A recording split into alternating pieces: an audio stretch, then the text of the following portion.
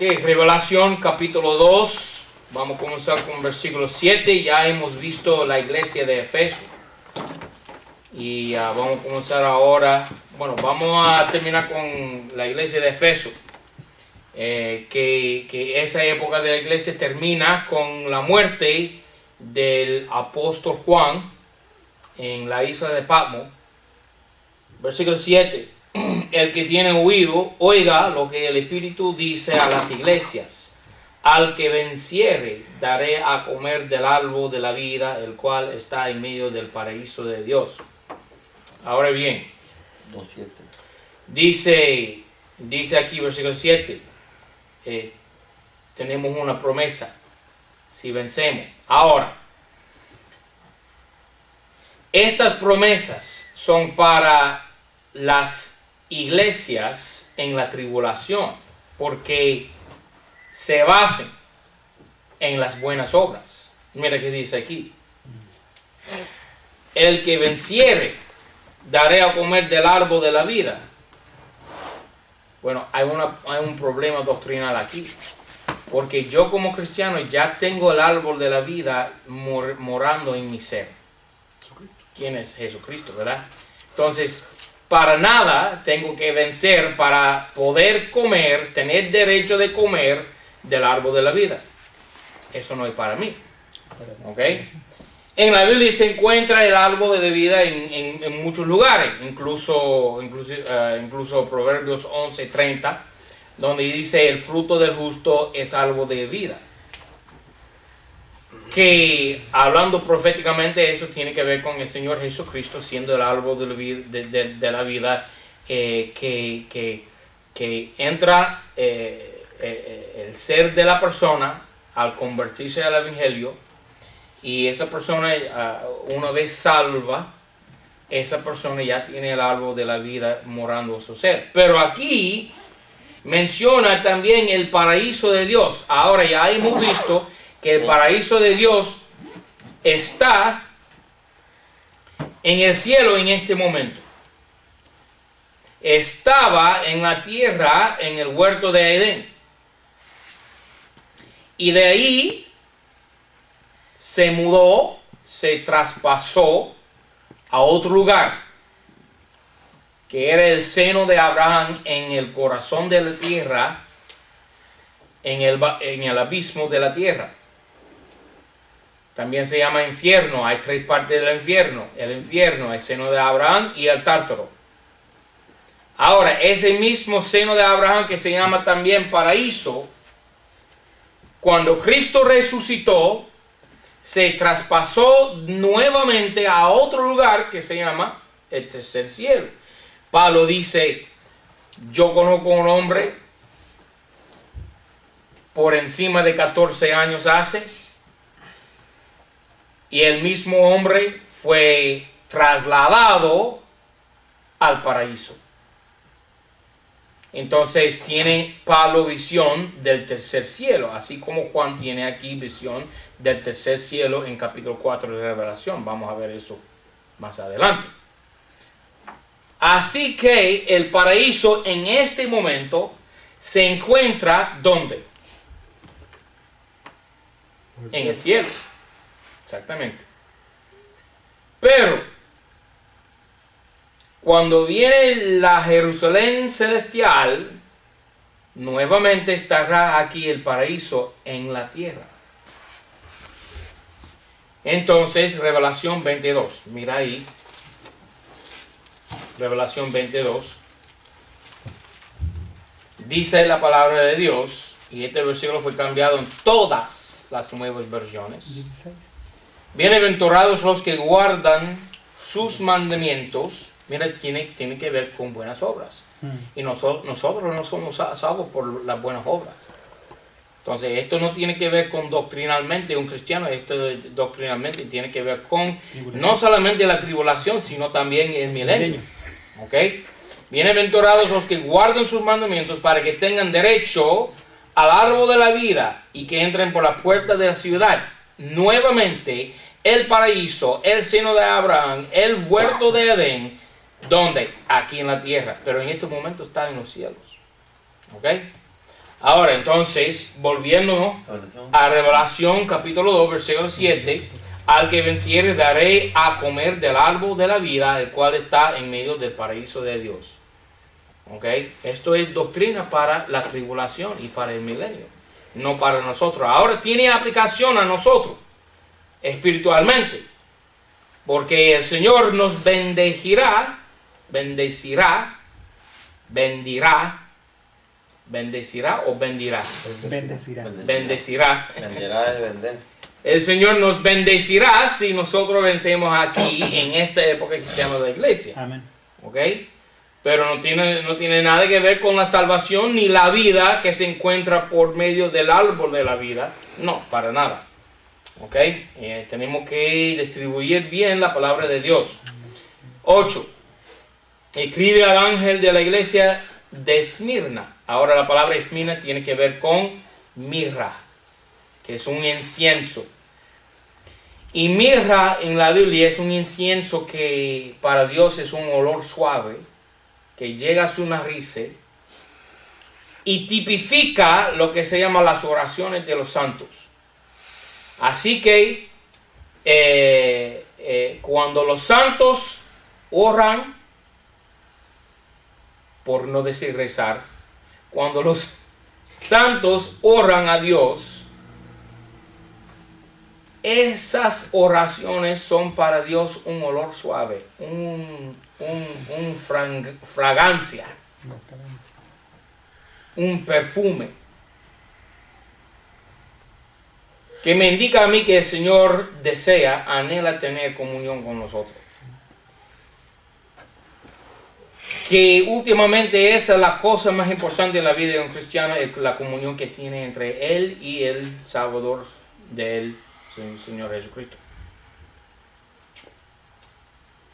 Y él dice de esta época de la iglesia, desde la muerte de Juan hasta el primer Papa Constantino en 312 después de Cristo, 2 siglos de tiempo, los santos siendo perseguidos por la Iglesia Católica, no por la Iglesia Católica, disculpa, por Roma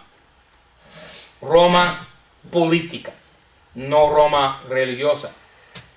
Esa otra persecución religiosa viene después, con Roma religiosa, Roma papal.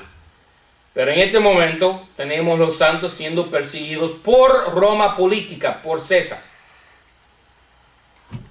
Escribe al ángel de la iglesia de Esmirna, el primero y el postrero, que fue muerto Cristo y vive Cristo. Dice estas cosas, Cristo está hablando. Y él dice, yo sé tus obras. Ok, también Esmirna tiene obras. No como Efeso, porque Efeso, la palabra Efeso se quiere decir consagrado, dedicado, trabajador. Y la característica sobresaliente de la iglesia de Efeso era que labor, trabajar, paciencia, obrar. Esmirna también tiene obras.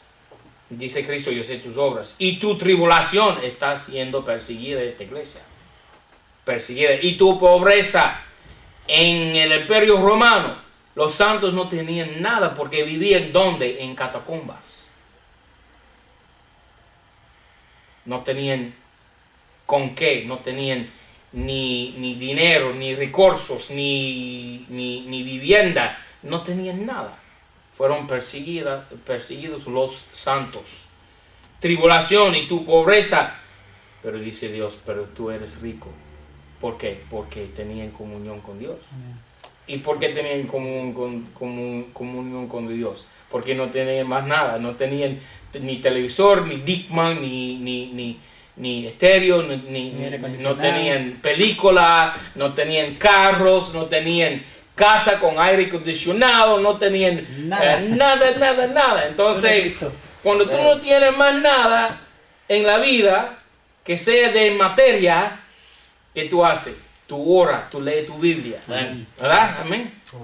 Mejor que seamos pobres para que seamos ricos para con Dios, ¿no? Amén. Entonces, pero tú eres rico, dice Dios, dice Cristo. ¿Okay? Y sé la blasfemia. Esto es en contraste con la otra iglesia, la Odisea. La Odisea decían, tenemos rico, tenemos dinero, tenemos cosas, somos enriquecidos, no tenemos necesidad de nada. ¿Y qué dijo Dios de esa iglesia? Eres miserable, eres desnudo, eres pobre, eres ciego. Amén. ¿Ok? Mejor ser pobre en este mundo y decirnos Dios que somos ricos, que tener mucho dinero y muchas de las cosas de este mundo y ser un americano, norteamericano, y decirnos Dios que somos pobres. Mejor que seamos pobres materialmente. Y sé la blasfemia de los que se dicen ser judíos. Vamos a ver a través de estas iglesias de revelación que la blasfemia principal es la iglesia católica tomando el lugar del sacerdocio levítico y acabando con los verdaderos sacerdotes, que son los santos, porque nosotros creemos, así como Lutero despertó a Europa, sacando a Europa de las tinieblas de la Iglesia Católica por 1000 años, que se llaman las edades medias o las edades de tinieblas. Creemos nosotros en lo que se llama el sacerdocio del creyente, que cualquier persona que se convierte al Señor Jesucristo, esa misma persona llega a ser un sacerdocio, llega a ser parte del sacerdocio santo, como dice Pedro. Sé la blasfemia de los que se dicen ser judíos. Bueno, me parece que hay los que dicen ser judíos. Y hay una sola iglesia en el mundo que dice, yo soy, o mejor dicho, hay una sola iglesia que dice, tenemos el verdadero sacerdocio. En este momento, en Europa, así como era en los Estados Unidos, en Europa, la iglesia católica está bregando con un problema fuertísimo. Ese problema es que los sacerdotes son todos pedófilos.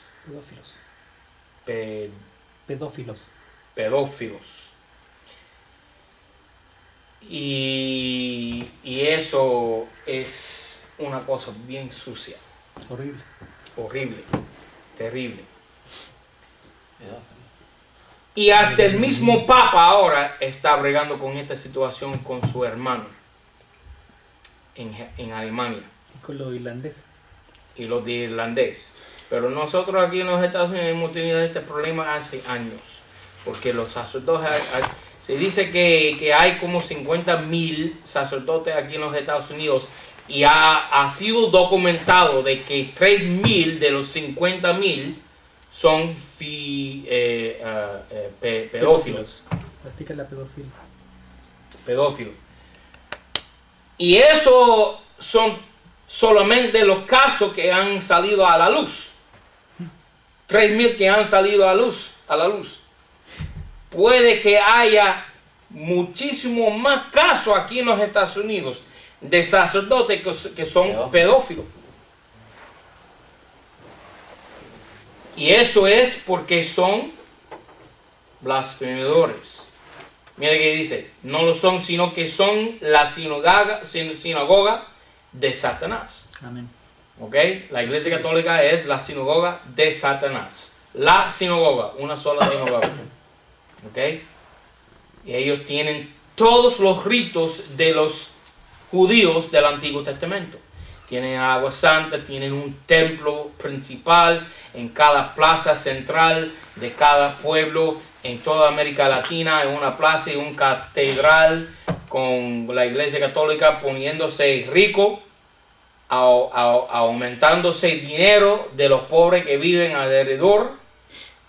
Y eso se llama la sinagoga de Satanás. 10. No tengas ningún temor de la cosa que has de padecer.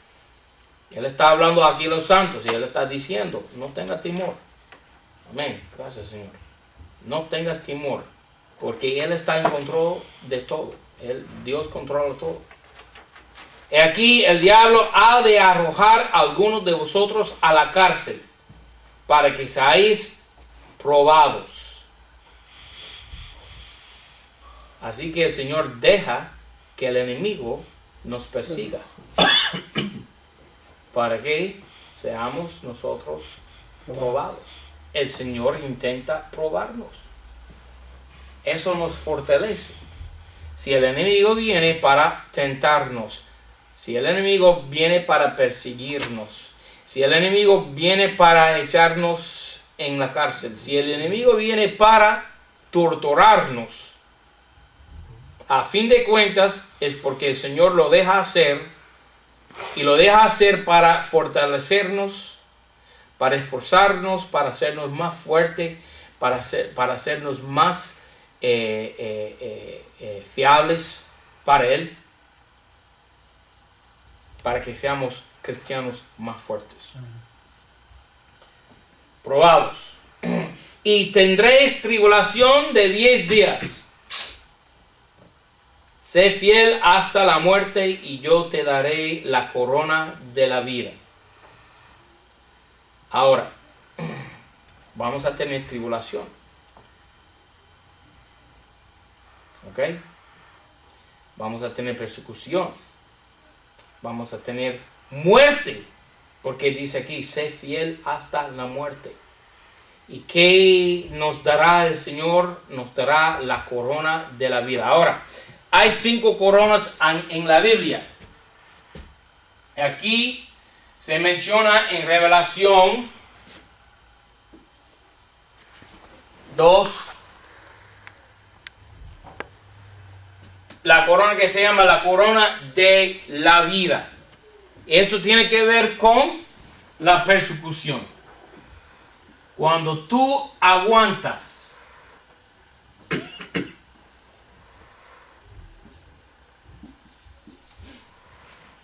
y cuando tú resistes y cuando tú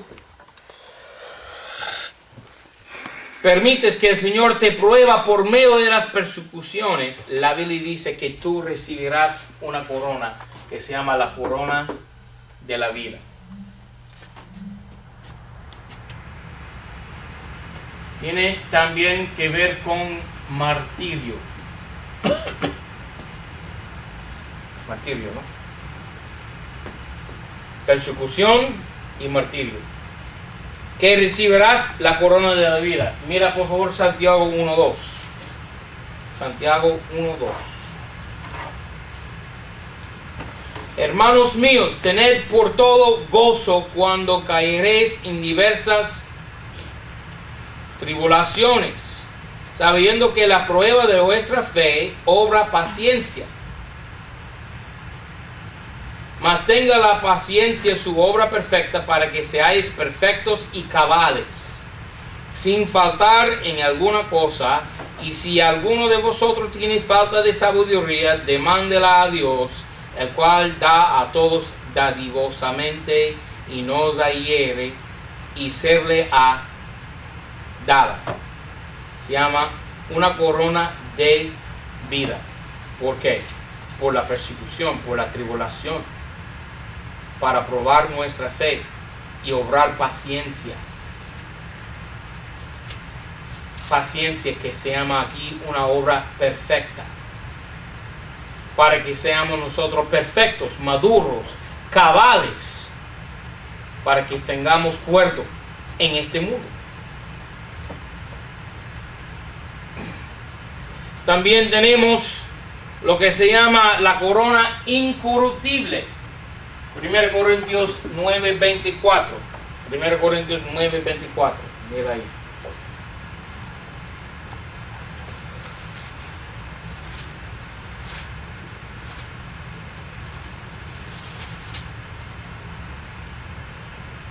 ¿No sabéis que los que corren en el estadio, Pablo semeja siempre la vida cristiana a una carrera?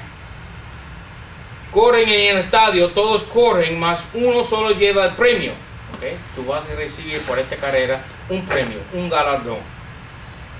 Corred pues, un mandamiento, corred pues de tal manera que le alcancéis. Entonces tenemos que correr para alcanzar. Uno dice, no, yo corro esta vida cristiana, esta vida cristiana porque yo lo hago por amor de Cristo. Ok, pero también lo debe hacer para alcanzar. Ok, un premio. Y todo aquel que se ejercita en la lucha es sobrio en todo, y aquellos lo hacen para recibir una corona corruptible, mas nosotros incorruptible. Así que yo de esta manera corro, no como una cosa incierta, de esta manera peleo, no como quien hiere a aire, antes hiero mi cuerpo. Entonces esta corona incorruptible tiene que ver con someter, humillar el cuerpo, la carne, los deseos mundanos de la carne, las concupiscencias, como dice Pablo, de la carne. Ok, entonces vamos a recibir una corona incorruptible por habernos humillado delante del Espíritu, por habernos cedido al Espíritu Santo y no a la carne. Entonces cuando nosotros rebajamos la carne, cuando nosotros ponemos la carne bajo el yugo del Espíritu Santo, sacrificándonos, presentándonos como sacrificio vivo delante de Dios, recibiremos en aquel día la corona incorruptible, dice Pablo aquí. ¿Ok? Entonces eso tiene que ver con humillar la carne.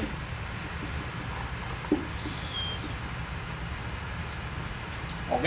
1 Tesalonicenses 2:19. También tenemos la corona de gozo. 1 Tesalonicenses 2:19.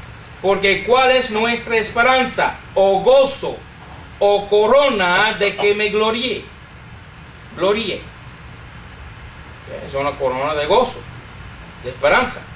¿No lo sois pues vosotros delante del Señor nuestro Jesucristo en su venida?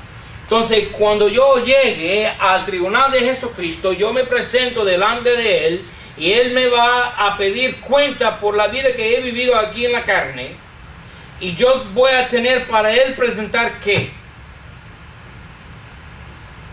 Nueva casa, nuevo carro, una cuenta de banco con dinero. No. Mejor que le presente en aquel día a Él las almas que he ganado aquí en esta tierra. Las almas que he cazado aquí en la tierra. Y Pablo dice, cada alma que he ganado, dice Pablo, es una estrellita, un diamante en mi corona de gozo. Amén. Ok. Entonces, la corona de gozo es la corona para el cazador de almas. Ahora, la corona de justicia, 2 Timoteo 4:8.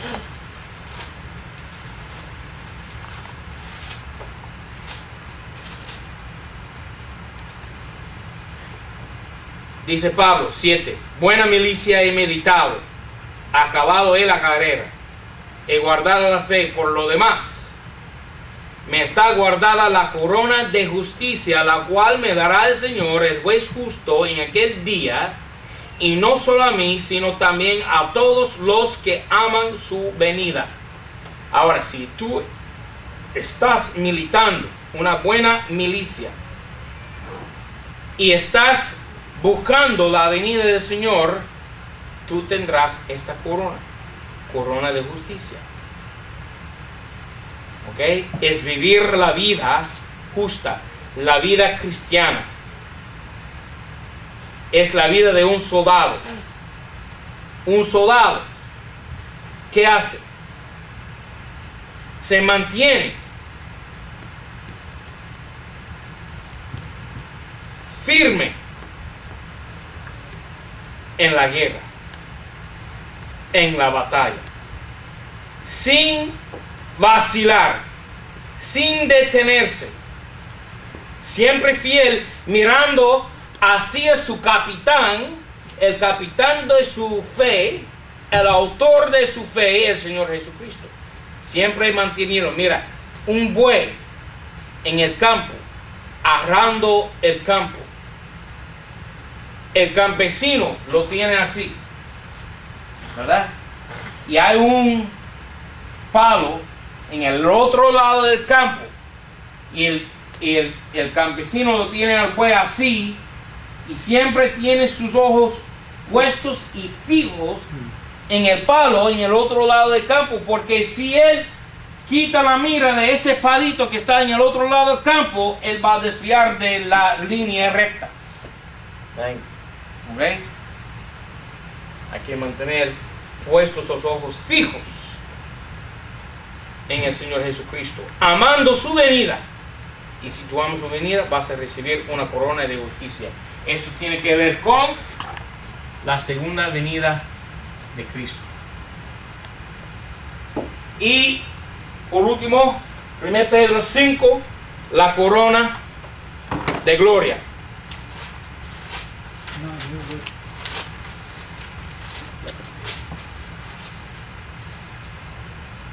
Pedro 5. Ahora hay confusión en cuanto a esta corona, y yo voy a aclarar la confusión para que ustedes sepan la verdad. Yo ruego a los ancianos que están entre vosotros, yo anciano también con ellos y testigo de las aflicciones de Cristo, que soy también participante de la gloria que ha de ser revelada.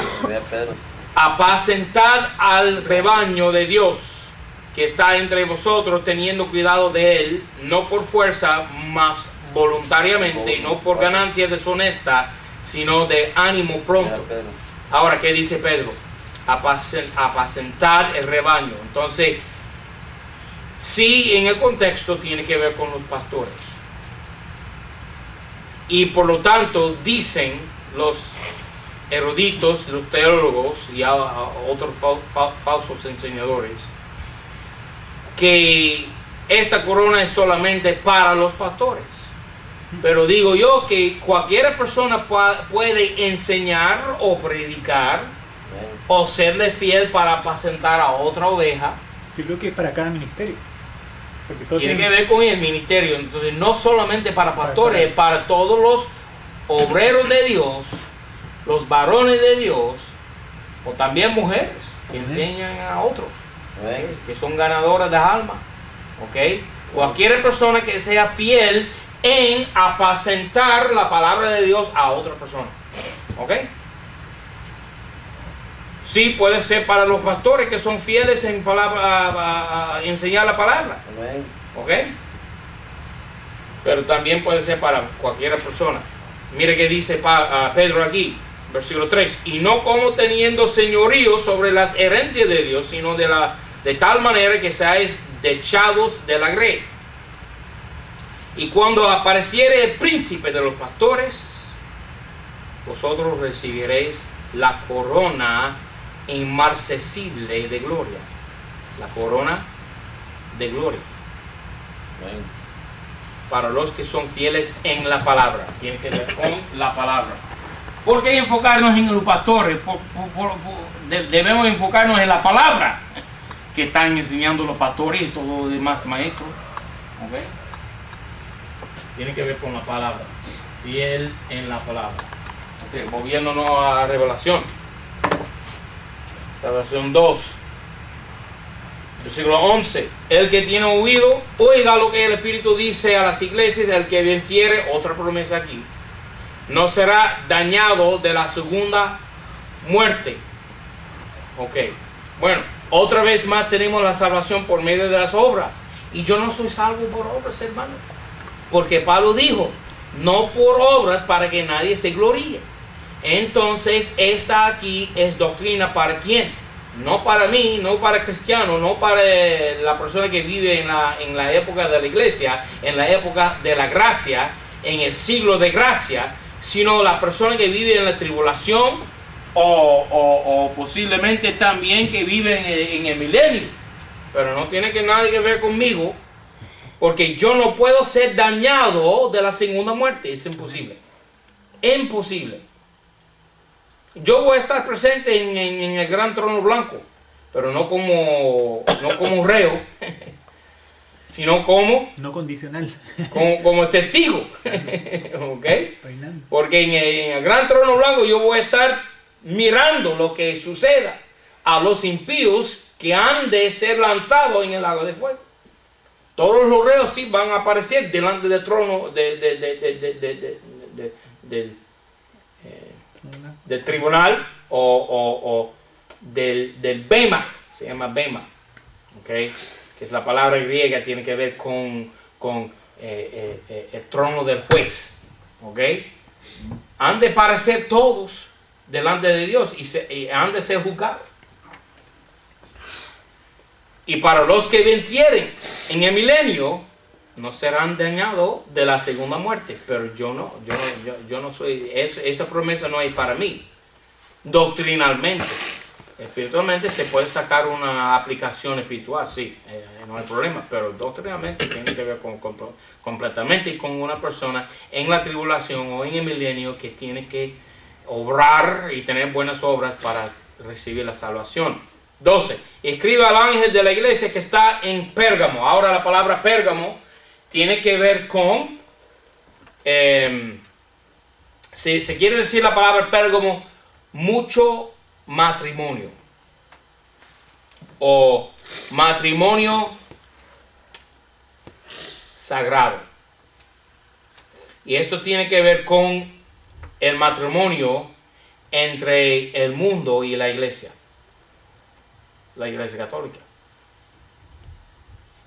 En el año 312, el emperador romano, Constantino, estaba por vencer a los paganos, los ejércitos paganos y silvestres del norte, los alemanes, los godos. Y estaban por entrar los godos en Roma. Iba a ser la destrucción de Roma. Constantino con una sola opción: vencer los paganos o perder su imperio. Pero Constantino tenía un problema. Su ejército se componía principalmente de cristianos. Y ser cristiano era ilícito en aquellos días. Era ilegal. ¿Qué hacer Constantino con su problemita? Dice Constantino que en un sueño vio una visión en el cielo de Cristo con una cruz, diciéndole: con esta señal vencerás. ¿Ok? Entonces la mañana siguiente Constantino fue a todo su ejército y dijo: en todos los escudos de ustedes pon esta señal, que es la señal de la cruz. Y cruzaron el río Rubicón y vencieron a los paganos. Y desde aquel momento, dice Constantino, yo no lo creo, pero dice Constantino que era un cristiano. Y ahí comenzó el matrimonio de la iglesia con el mundo, porque volvió a Roma y puso una ley que se llama el Edicto de Milán, diciendo que todo el mundo tiene que ser cristiano. Bueno, por lo menos inició nueva ley que dice que ya no era prohibido ser cristiano. pero también puso otra ley después, diciendo que todo el mundo tiene que ser cristiano. Y los sacerdotes, los curas de Júpiter, diciendo, yo no quiero ser cristiano, a mí me encanta mis cultos divinos con mi Dios Júpiter, con las vírgenes que nos atiendan aquí en nuestro templo. ¿Ok? Ellos no querían dejar su religión pagana. Entonces, ¿qué hacer? Casar la falsa religión con la verdadera religión que se llama el cristianismo. Y así de dos religiones hacer una sola religión pagana que se llama hoy en día la Iglesia Católica. La palabra Pérgamo se quiere decir matrimonio. También la palabra Pérgamo tiene que ver con la primera cosa que hizo Constantino para coordinar y consolidar su nueva religión. Pidió de Eusebio 50 manuscritos de la Biblia.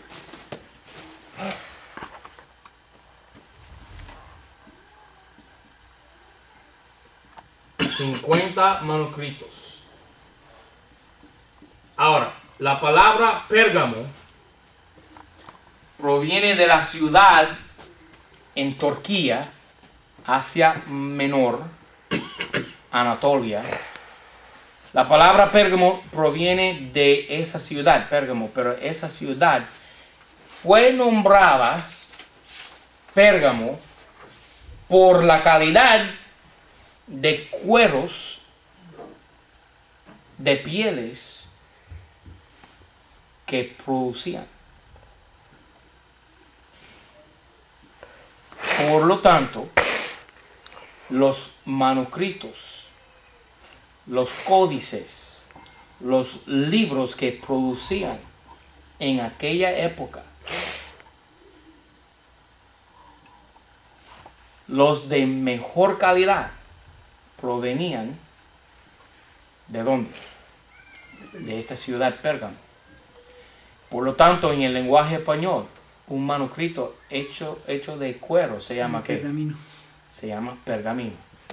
Por casualidad. Pura casualidad. Entonces, hablando de la evidencia de los manuscritos. Hablando de la evidencia de los manuscritos.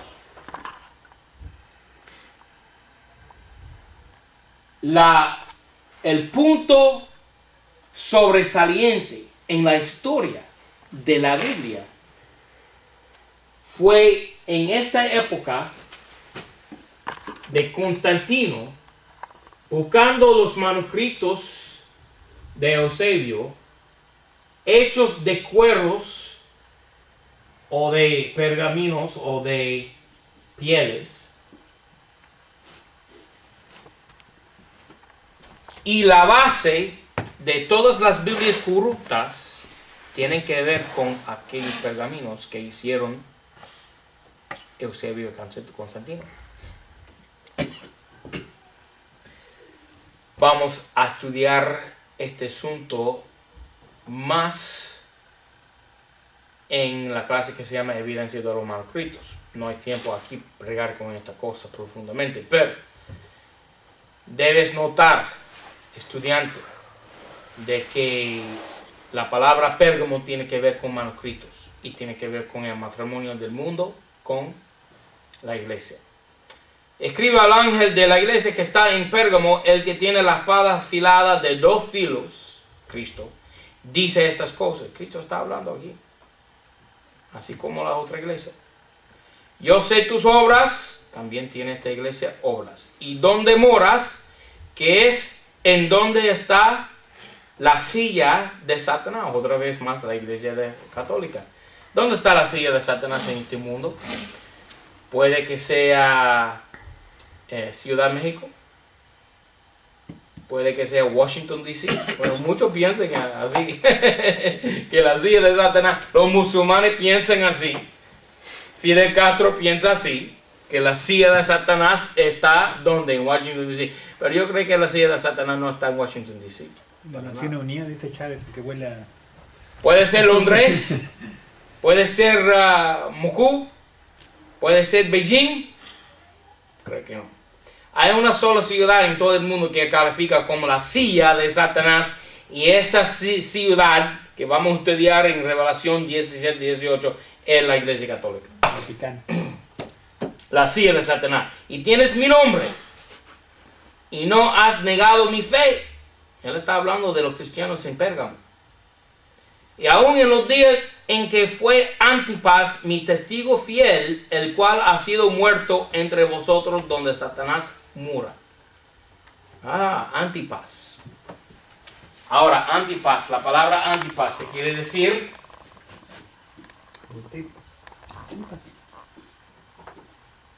proviene de la palabra anti, que en griego se quiere decir en contra. Y la palabra paz, que se quiere decir todo. Un cristiano verdadero está en contra de todo en el mundo. ¿Ok? Fue martirizado aquí. Antipas. Y eso es lo que el mundo tiene en contra de nosotros. Nosotros no nos humillamos delante de ellos. Básicamente un cristiano no quiere nada que ver con el mundo. No somos alegres junto con ellos, no somos participantes de sus boberías. No somos parte ni participantes con ellos en sus fiestas de amor. ¿Ok? Y aunque podemos testificarles del amor de Cristo y no queremos que nadie vaya al infierno, fin de cuentas, la verdad es que el mundo nos odia porque nosotros no somos parte de ellos. Estamos en contra de ellos y sus obras. 14. Pero tengo unas pocas cosas contra ti. Ahora vamos a parar ahí. Hay preguntas.